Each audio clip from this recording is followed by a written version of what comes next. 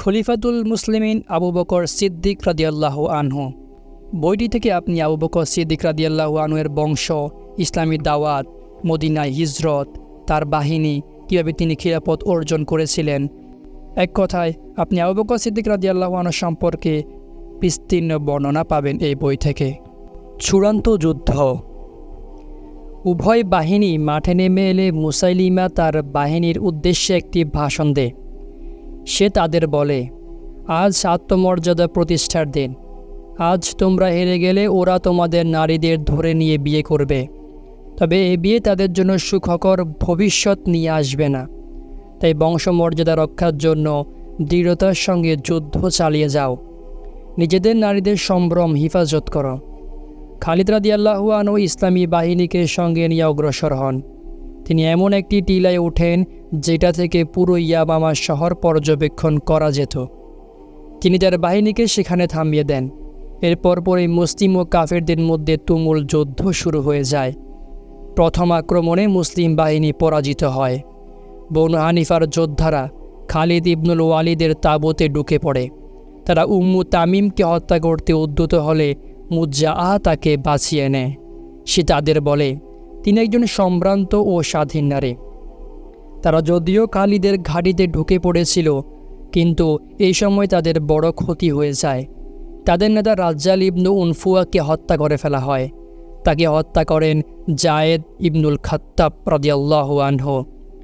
সাহাবিগণ একজন অপরজনকে উত্তেজিত করা এবং পিছিয়ে যাওয়ার উপর তীব্র সমালোচনা করতে থাকেন।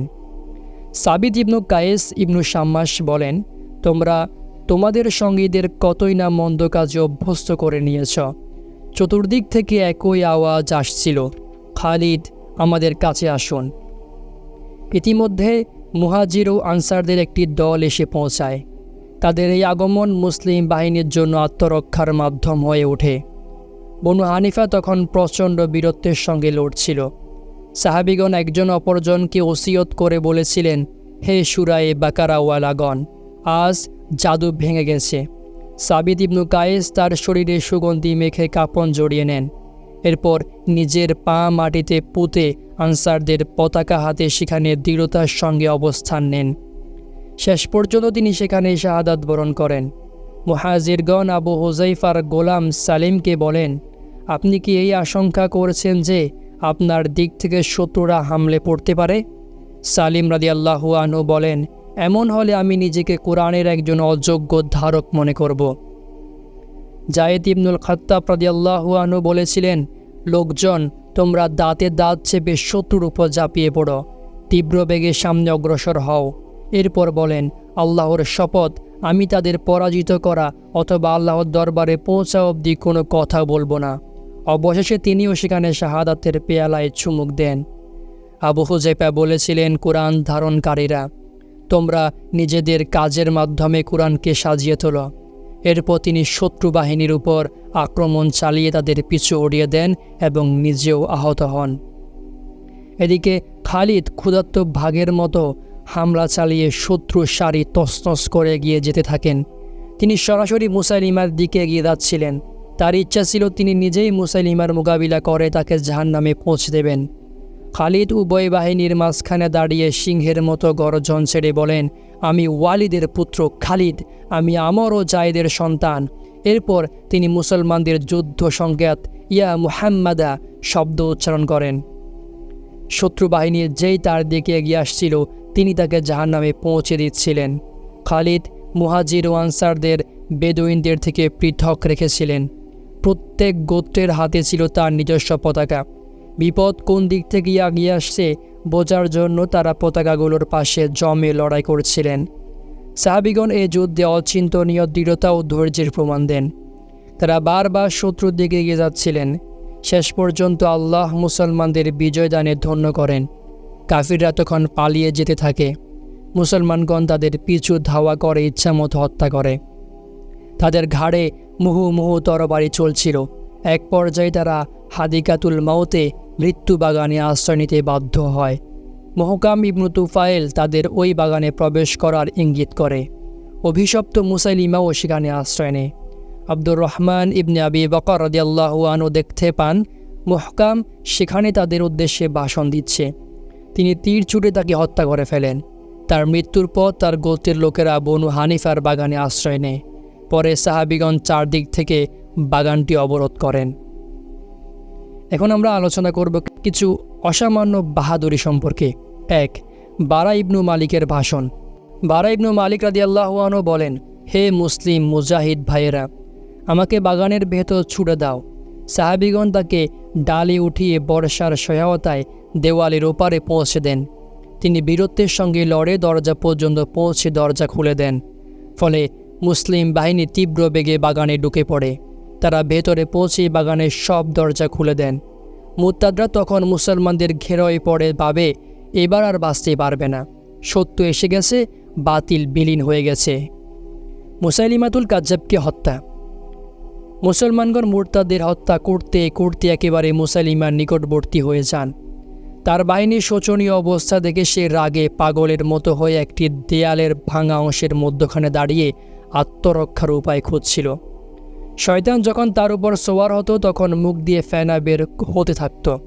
এই অবস্থায় উহুদ যুদ্ধে হামজা রাদিয়াল্লাহু আনহুকে শহীদকারী জুবাইর ইবনে মুতঈমের হাবশি গোলাম ওহাশি রাদিয়াল্লাহু আনহু মুসাইলিমাকে দেখতে পেয়ে ধীরে ধীরে তার লেগে গিয়ে যান। এক পর্যায়ে তা সেই বিখ্যাত বর্ষা ছুঁড়ে মারেন। বর্ষাটি মুসাইলিমার বুকের একদিকে লেগে অপর দিকে বেরিয়ে যায়। এরপর দ্রুত আবু দুজানা শিমাক ইবনু খারসা তার দিকে অগ্রসর হন।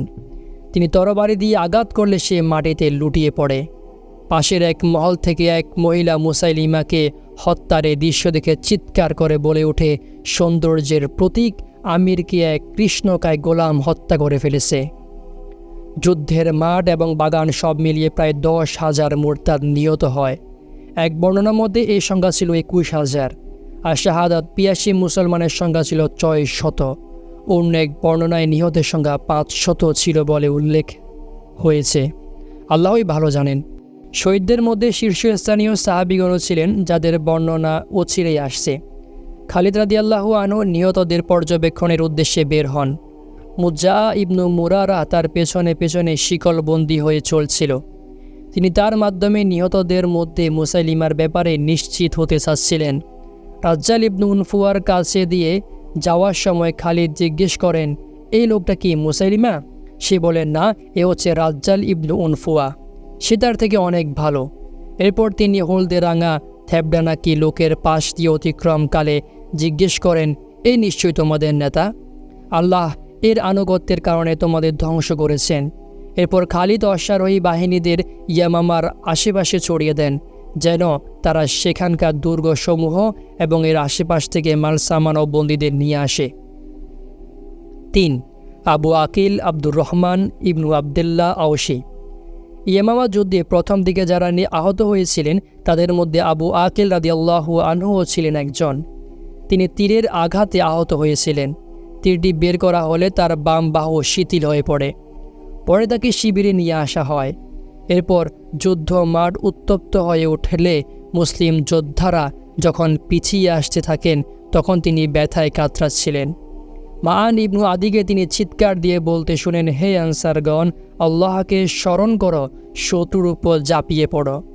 আবু আকিল আহত শরীর নিয়েই আনসারদের দিকে এগিয়ে যেতে থাকেন। মানুষজন তাকে বলছিল, আবু আকিল, আপনি যাবেন না, আপনি তো এখন যুদ্ধ করার মতো অবস্থায় নেই। তিনি বলেন, আহ্বানকারী তো আমার নাম ধরে ডাক দিয়েছেন। লোকজন বলেন, আহ্বানকারী সাধারণ আনসারদের ডেকেছেন, আপনার মতো আহতরা উদ্দেশ্য নয়। তিনি বলেন, আমি তো একজন আনসার, যদি আমাকে হামাগুড়ি দিয়েও যেতে হয় অবশ্যই আমি এই আহ্বানে সাড়া দেব। আবু আকিল সত্যি যুদ্ধ মাঠে যেতে প্রস্তুত হয়ে ওঠেন। ডান হাতে তরবারি নিয়ে বীরের মতো চিৎকার দিয়ে বলতে থাকেন, আনসারগণ, হুনাইনের মতো এখানেও দ্বিতীয়বার ঝাঁপিয়ে পড়ো। তার চিৎকার শুনে সবাই সমবেত হয়ে যায়। তারা তখন শাহাদা ও বিজয়ের আগ্রহ নিয়ে এগিয়ে যেতে থাকেন। এক পর্যায়ে শত্রুদের পিছু হটতে বাধ্য করেন এবং বাগানের ভেতর তাদের অবরুদ্ধ করে ফেলেন। এই হামলায় আবু আকিলের একটি হাত কাঁধ থেকে কেটে পড়ে। তার শরীরে আরও 14টি আঘাত লাগে। ফলে তিনি শাহাদাতের সুদা পান করেন। আবু আকিল যখন জীবন মৃত্যুর সন্ধিক্ষণে সেই মুহূর্তে তার পাশ দিয়ে যাচ্ছিলেন আবদুল্লাহ ইবনে ওমর রাদিয়াল্লাহু আনহু। তিনি তাকে বলেন, আবু আকিল ক্ষীণকণ্ঠে বলেন, আমি উপস্থিত। এরপর তিনি ইবনু ওমরকে বলেন, কারা বিজয়ী হয়েছে? ইবনু ওমর বলেন, সুসংবাদ গ্রহণ করুন, আল্লাহর শত্রুরা নিহত হয়েছে। আবু আকিল তখন আকাশের দিকে আঙ্গুল উঠিয়ে আল্লাহর শুকরিয়া আদায় করেন। তার সম্পর্কে ওমর রাদিয়াল্লাহু আনহু বলেন, আল্লাহ তার উপর রহম করুন, তিনি সবসময় শাহাদাতের প্রত্যাশী ছিলেন। তিনি ছিলেন রাসূলের শ্রেষ্ঠ সাহাবীদের একজন। 4. নাসিবা বিনতু কাব আনসারিয়া। তিনিও খালিদের বাহিনীর সঙ্গে ইয়ামামার দিকে বের হয়েছিলেন। নিজে অস্ত্র হাতে যুদ্ধ করেন। তিনি শপথ করে বলেন, যতক্ষণ বনু হানিফার দাজ্জাল নিহত না হচ্ছে ততক্ষণ হাত থেকে অস্ত্র ফেলব না। আল্লাহর অনুগ্রহে তার শপথ পূর্ণ হয়। মুসাইলিমা নিহত হয়। তিনি যখন মদিনায় ফিরে আসেন তখন তার শরীরে ছিল তরবারি বর্ষার 12টি জখম। এ ছিল ওই মহিলা সাহাবীর বিশেষ মর্যাদা, যিনি দ্বীন ও আকীদার খাতিরে উত্তম আদর্শ স্থাপন করেছিলেন। যদিও এজন্য তাকে এমন ভয়াবহ অবস্থা প্রত্যক্ষ করতে হয়েছিল যা সাধারণত একজন মহিলার সামর্থ্যের মধ্যে ছিল না। এরপর থেকে খালিদ রাদিয়াল্লাহু আনহু তাকে বেশ মূল্যায়ন করতেন। নাসিবা বলেন, যুদ্ধ শেষ হয়ে এলে আমি যখন আপন অবস্থানে ফিরে আসি তখন খালিদ নিজে ডাক্তার নিয়ে আমার পাশে উপস্থিত হন। ডাক্তার গরম তেল দ্বারা আমার চিকিৎসা করেছিলেন। আল্লাহর শপথ, এই চিকিৎসা ছিল আমার জন্য ক্ষতস্থানের ব্যথার চেয়ে অধিকতর দুঃসহ। তখন থেকে খালিদ রাদিয়াল্লাহু আনহু সবসময় আমার খোঁজখবর নিতেন, উত্তম আচরণ করতেন, আমাদের হক আদায়, আমাদের ব্যাপারে নবীজির ওসিয়তের উপর আমল করতেন। এখন আমরা আলোচনা করব ইয়ামামার যুদ্ধের কয়েকজন শহীদ সম্পর্কে। 1. সাবিত ইবনু কায়েস ইবনু শাম্মাস। তার উপনাম ছিল আবু মুহাম্মদ। তিনি খদিবুল আনসারদের বাগ্নি উপাধিতে খ্যাত ছিলেন। রাসূল সাল্লাল্লাহু আলাইহি ওয়াসাল্লাম তাকে শাহাদাতের সুসংবাদ জানিয়েছিলেন। ইয়ামামা যুদ্ধে তিনিও শাহাদাত বরণ করেন। সেদিন তারই হাতে ছিল আনসারদের পতাকা। শাহাদাতের পর জনৈক মুসলমান তাকে স্বপ্নে দেখতে পান। সাবিত তাকে বলেছেন, গতকাল যখন আমি শহীদ হই তখন জনৈক মুসলমান আমার পাশ দিয়ে যাওয়ার সময় আমার শরীর থেকে মূল্যবান বর্মটি খুলে নেয়। লোকটির তাঁবু শিবিরের একেবারে শেষ প্রান্তে অবস্থিত। তাঁবুর পাশে একটা ঘোড়া বাঁধা রয়েছে। বর্মটি সে মাটির নিচে লুকিয়ে এর উপর তার উটের হাওদা রেখে দিয়েছে। আর খালিদকে বলবে তিনি যেন কাউকে পাঠিয়ে আমার বর্মটি নিয়ে আসেন। তুমি মদিনা পৌঁছার পর খলিফাকে বলবে আমার উপর এই পরিমাণ ঋণ রয়েছে। আর একটি কথা শুনে নাও, আমার অমুক গোলাম মুক্ত, সাবধান, বিষয়টি তুমি নিছক স্বপ্ন মনে করে এড়িয়ে যেও না। স্বপ্নদ্রষ্টা খালিদের স্বপ্নের আদপ্রান্ত শোনালে তিনি তখনই তাকে বর্মটি খুঁজে পাঠিয়ে দেন। বর্মটি ঠিক সেভাবে উদ্ধার হয় যেভাবে স্বপ্নে বলা হয়েছিল। পরে স্বপ্নদ্রষ্টা মদিনায় পৌঁছে আবু বকরকে তার স্বপ্ন সম্পর্কে অবগত করলে আবু বকর রাদিয়াল্লাহু আনহু ওই মহান শহীদের ওসিয়ত বাস্তবায়ন করেন। সাবিত ইবনু কায়েস ব্যতীত এমন কেউ নেই ইন্তিকালের পর যা স্বপ্নের বাস্তবায়ন করা হয়েছিল। 2. জায়েদ ইবনুল খাত্তাব। তিনি উমরের পিতার ওরসে জন্ম নেওয়া আল্লাতি ভাই। বয়সে ছিলেন উমরের চেয়ে বড়। ইসলামের প্রাথমিক যুগে বদরসহ বিভিন্ন যুদ্ধে অংশগ্রহণ করেন। হিজরতের পর নবীজি তার ও মাআন ইবনু আদি আনসারের মধ্যে ভ্রাতৃত্ব স্থাপন করে দেন। উভয় বন্ধু ইয়ামামার যুদ্ধে অংশগ্রহণ করে শাহাদাতের মর্যাদায় অভিষিক্ত হন। সে যুদ্ধে মুহাজিরদের পতাকা ছিল তার হাতে। তিনি পতাকা নিয়ে ক্রমাগত এগিয়ে যাচ্ছিলেন। এক পর্যায়ে শাহাদাত বরণ করেন। তার ইন্তেকালের পর মুহাজিরদের পতাকা আবু হুজাইফার গোলাম সালিম নিজের হাতে উঠিয়ে নেন। সে যুদ্ধে জায়েদ ইবনুল খাত্তাব রাদিয়াল্লাহু আনহু রাজ্জাল ইবনু উনফুয়াকে হত্যা করেন। বনু হানিফায় এই দুর্মতি ফিতনা ছিল মুসলিমদের ফিতনার চেয়েও ভয়ানক। জায়েদ ইবনুল খাত্তাব হত্যাকারীর নাম ছিল আবু উমার আয়াম হানাফি। অবশ্যই পরে তিনি ইসলাম গ্রহণ করেছিলেন। ইসলাম গ্রহণের পর তিনি একবার ওমর রাদিয়াল্লাহু আনহুকে বলেছিলেন, আমিরুল মুমিনিন, আমার হাতে আল্লাহ তাআলা জায়েদকে শাহাদাতের মহান মর্যাদায় অভিষিক্ত করেছেন, আর তিনি আমাকে তার হাতে অপদস্থ করেননি। জায়েদের শাহাদাতের সংবাদ উমরের কানে পৌঁছলে তিনি বলেন, ভাই, জায়েদ দুটি বিষয়ে আমার থেকে এগিয়ে গেছেন। তিনি আমার আগে ইসলাম গ্রহণ এবং শাহাদাত বরণ করেছেন। যখন মুতাম্মিম ইবনু নুবাইরা তার ভাই মালিক ইবনু নুবাইরার মুর্শি আবৃত্তি করেছিলেন, তখন উমর তাকে বলেছিলেন, আমি যদি কাব্য আবৃত্তি জানতাম তাহলে তোমার মতো করে ভাই জাহেদের মুর্শি আবৃত্তি করতাম।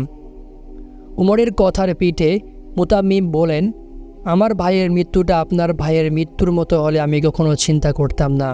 উমর তখন বলেন, তুমি যেভাবে আমাকে সমবেদনা জানিয়েছ সেভাবে কেউই আমাকে সমবেদনা জানায়নি। এরপর উমর রাদিয়াল্লাহু আনহু বলেন, যখন পূবালি বাতাস বয়ে চলে তখন আমার স্মৃতিপটে জায়েদের কথা সজীব হয়ে ওঠে। 3. মাআন ইবনু আদি বালাবি। তিনি বাইয়াতে আকাবা, বদর, উহুদ সহ অন্যান্য যুদ্ধে নবীজির সঙ্গে অংশগ্রহণ করেছিলেন। নবীজি তার ও জায়েদ ইবনুল খাত্তাবের মধ্যে ভ্রাতৃত্ব করে দিয়েছিলেন। উভয় বন্ধু ইয়ামামার যুদ্ধে শাহাদাতের মর্যাদা লাভ করেন।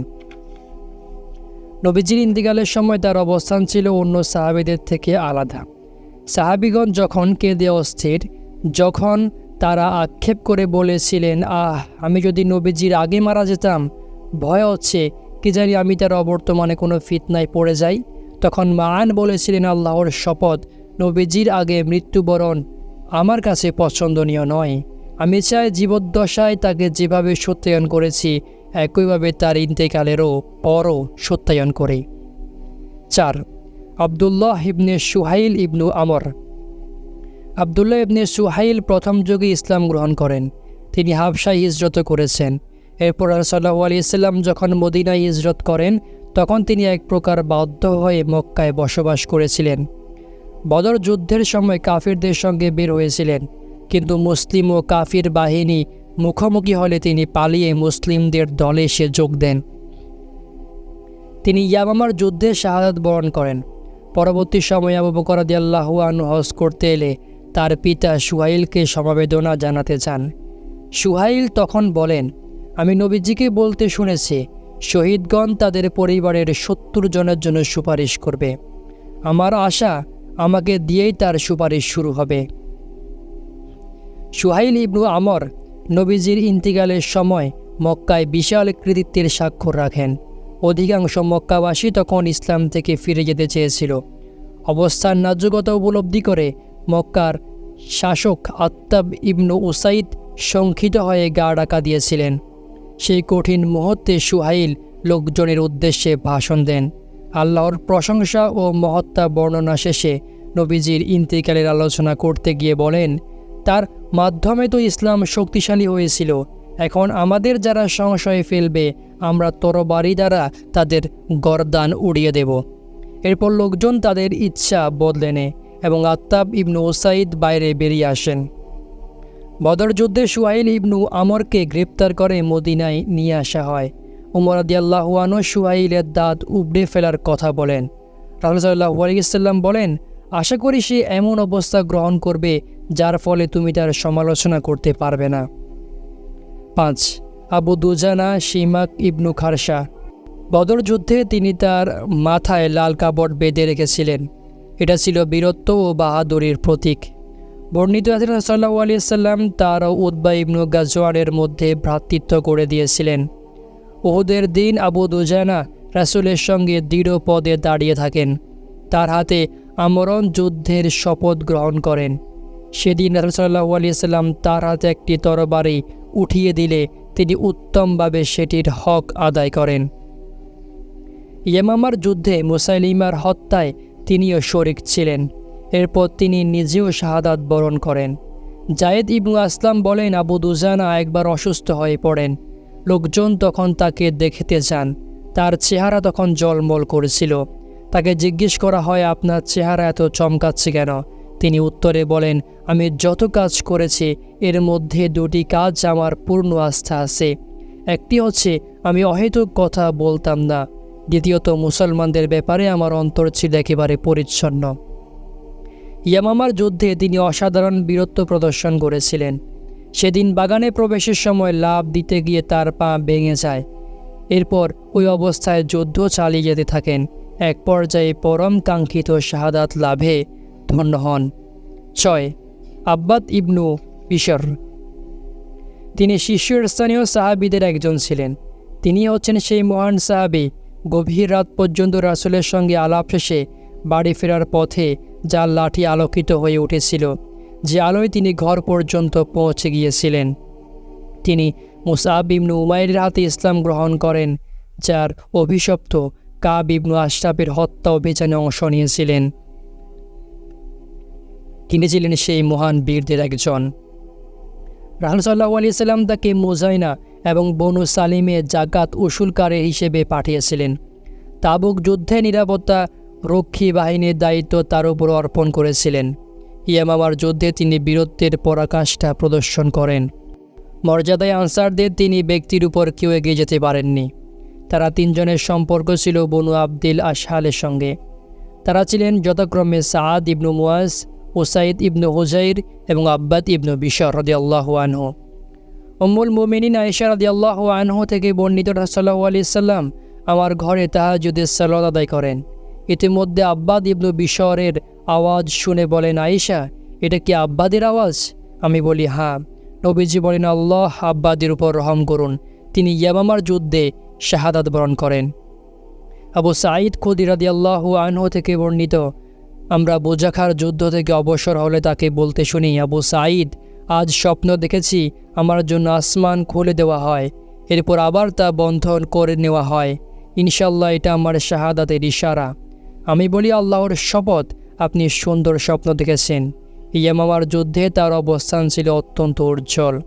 তিনি একটি উঁচু জায়গায় দাঁড়িয়ে উচ্চস্বরে বলেছিলেন, আমি আব্বাদ ইবনু বিশর, হে আনসার, হে আনসার, আমার কাছে চলে এসো। তখন আনসারগণ লাব্বাইক বলে তার কাছে যান। আব্বাদ তখন তার তরবারির খাপ ভেঙে ফেলেন। তার দেখা দেখি আনসার সাহাবিগণও নিজ নিজ খাপ ভেঙে ফেলেন। এরপর আমাকে অনুসরণ করো এবং কঠিন আক্রমণ চালাও বলে তাদের নিয়ে গিয়ে যান আব্বাদ। বনু হানিফা তাদের আক্রমণের তীব্রতা সহ্য করতে না পেরে হাদিকাতুল মাউতের দিকে পালাতে থাকে। তারা বাগানে প্রবেশ করে এর দরজা বন্ধ করে দেয়। যখন মুসলমানগণ বাগানের দরজা খুলে ফেলেন, তখন তিনি তার বর্মটি দরজার উপর ছুঁড়ে মারেন আর তরবারির হাতে বাগানে ঢুকে প্রাণপণ যুদ্ধ করতে থাকেন। এভাবে একসময় শাহাদাত বরণ করেন। তখন তার বয়স ছিল ৪৫ বছর। তার শরীরে এত বেশি জখম ছিল যে চেনাই যাচ্ছিল না। তখন শরীরের একটি চিহ্নের মাধ্যমে তাকে শনাক্ত করা সম্ভব হয়েছিল। ইয়ামামার যুদ্ধে তার বীরত্বের অবস্থান প্রবাদ প্রতিম হয়ে উঠেছিল। বনু হানিফার লোকজনও তাকে ভোলেনি। তারা তাদের কোনো ব্যক্তির জখম দেখলেই বলতো, এই অভিজ্ঞ ব্যক্তির জখম আব্বাদের জখমের মতো। ইরতিদাদি যুদ্ধে, বিশেষ করে ইয়ামামার কঠিন যুদ্ধে আনসারদের অবস্থান ছিল অতুলনীয় ও বীরত্বপূর্ণ। এ যুদ্ধে আনসারদের বীরত্বের সঙ্গে এগিয়ে যাওয়া, তাদের অপার ধৈর্য এবং শাহাদাতের সাক্ষ্য মুজা ইবনু মুরারা হানাফি আবু বকর রাদিয়াল্লাহু আনহু সমীপে তুলে ধরেছিল। সে বলেছিল, আল্লাহর রাসূলের খলিফা, আমি আনসারদের থেকে কাউকে তরবারির আক্রমণের মোকাবিলার অধিকতর ধৈর্যশীল এবং সত্যিকার আক্রমণকারী পাইনি। আমি যখন খালিদ ইবনুল ওয়ালিদের সঙ্গে মৃতদের পরিচয় নিশ্চিত করতে ময়দানে হাঁটছিলাম, তখন দেখেছি আনসারদের মাঠে পড়ে রয়েছেন। এই কথা শুনে আবু বকর কানায় ভেঙে পড়েন। কাঁদতে কাঁদতে অশ্রুতে তার দাড়ি ভেজে যায়। ৭. তুফাইল ইবনু আমর দাউসি, তিনিও ইয়ামামার যুদ্ধে শাহাদাত বরণ করেন। অত্যন্ত সজ্জন এবং মেধাবী কবি হিসেবে সুখ্যাত ছিলেন। শাহাদাতের পূর্বে দেখা স্বপ্ন সম্পর্কে বলেন, দেখলাম আমার মাথা মুন্ডিয়ে দেওয়া হয়েছে, মুখ থেকে একটি পাখি বের হয়ে গেছে এবং এক মহিলা আমাকে তার লজ্জাস্থানের ভিতর ঢুকিয়ে নিয়েছে। আমি এভাবে স্বপ্নটির ব্যাখ্যা করি, মাথা মুন্ডানো অর্থ মাথা কাটা, পাখির ব্যাখ্যা হচ্ছে আমার আত্মা, আর মহিলা দ্বারা সেই উদ্দেশ্য হচ্ছে সেই ভূমি যেখানে আমাকে দাফন করা হবে। বাস্তবেও তাই ঘটেছিল। ইয়ামামার যুদ্ধে তিনি শাহাদাত বরণ করেন। এই গুরুত্বপূর্ণ যুদ্ধে অনেক মুহাজির ও আনসার শহীদ হন। মুরতাদের বিরুদ্ধে বিজয় ও সাহায্যের আনন্দের পাশাপাশি মদিনা তার শহীদদের জন্য কাঁদছিল। ইয়ামামার এই একটি মাত্র যুদ্ধে ১২০০ মুসলমান শাহাদাত বরণ করেছিলেন। এদের অনেকে ছিলেন শীর্ষস্থানীয় সাহাবী। এই তালিকায় ৪০ জনের মতো কারি সাহাবী ছিলেন। শোক ও বিমর্ষতায় পুরো মদিনা ভারাক্রান্ত হয়ে উঠেছিল। বিজয়ের মুস্কি হাসিকে চোখের অশ্রু ভাসিয়ে নিয়ে যাচ্ছিল। বুক ভারী হয়ে আসছিল। বিজয়ের আনন্দ যতটুকু উদ্ভাসিত করে তুলেছিল, বিপদ ও পরীক্ষার ভারী পাথর অন্তর্কে ততটা দুমড়ে মুচড়ে দিচ্ছিল। তবে আল্লাহ তাদের ইমানে দৃঢ়তা ও ভেতরে প্রবল আস্থার জন্ম দিয়েছিলেন।